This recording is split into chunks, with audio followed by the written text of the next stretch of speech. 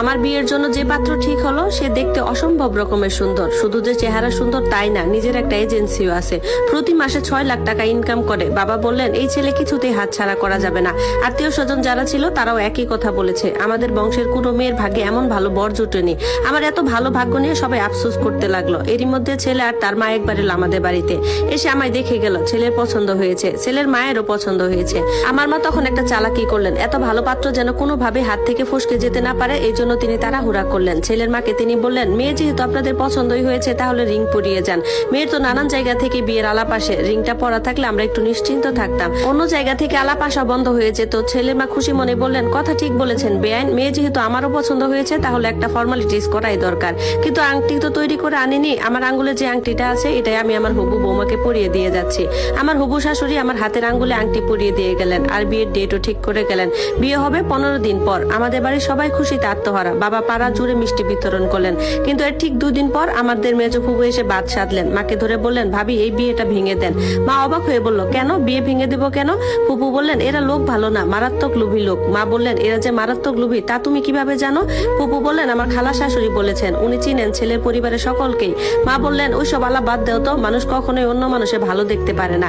আমার মেয়ে ওই বাড়িতে বিয়ে হলে রাজরানী হয়ে থাকবে। নিজের চোখে দেখে নিও, আমি মানুষ চিনি, ছেলের চেহারা দেখি বুঝছি এমন লক্ষ্মী ছেলে আর হয় না। ছেলের মাও তো মাটির মানুষ, কি ভালো আচরণ। ভয়েস এন্ড ভিডিও জান্নাত স্টোরি। ফুপু আর এনে কোনো কথা বাড়ালেন না, শুধু বললেন, আপনি যদি ভালো মনে করেন তাহলে তো আলহামদুলিল্লাহ ভালোই, বিয়ে দিন। আমার ভাতিজি ভালো করে বিয়ে হলে তো আমারই আনন্দ।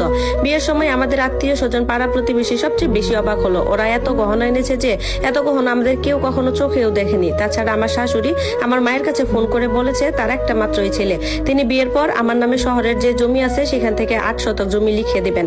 বিয়ের দিন আমার মেজ ফুপ্পুকে মা ইচ্ছা মতো লজ্জা দিলেন, বললেন, তুমি তো বলেছিলা ছেলের পরিবার লোভী, এখন নিজের চোখে দেখো লোভী কিনা এরা। এই যে চোখ খুলে গহনাগুলো দেখো, জীবনে এত গোল্ড দেখছো কোনোদিন? আরে দূর থেকে দেখলে হবে, কাছে আসো, হাত দিয়ে দেখো, পরে আবার বলবা এইসব গোল্ড না, নকল জিনিস। মা হাসলেন, কিন্তু মেজ ফুপ্পু লজ্জায় কেঁদে ফেললেন।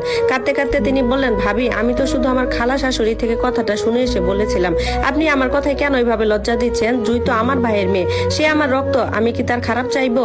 মা ফুপুর কথায় পাত্তা দিলেন না, দূরে সরে গেলেন। তখন বাবা মাকে বলেছিল, তুমি একটু বেশি বেশি করছো, কোনো কিছু নিয়েই বাড়াবাড়ি করতে নেই, এর ফল সবসময় খারাপই হয়। বাবার কথা শুনে মা তেলে বেগুনে জ্বলে উঠলেন, চিৎকার করে বাড়ি মাথায় তুলে নিয়ে বললেন, খারাপটা কি আবার? হ্যাঁ, খারাপটা কি হবে শুনি? তোমার বোন তো মিচকা একটা শয়তান, আমার মেয়ের ভালো বিয়েটা সে ভেঙে দিতে চাইছিল, আর তুমি তার পক্ষ নিয়ে কথা বলছো? তোমার বোন যেমন খারাপ তুমিও তেমন খারাপ।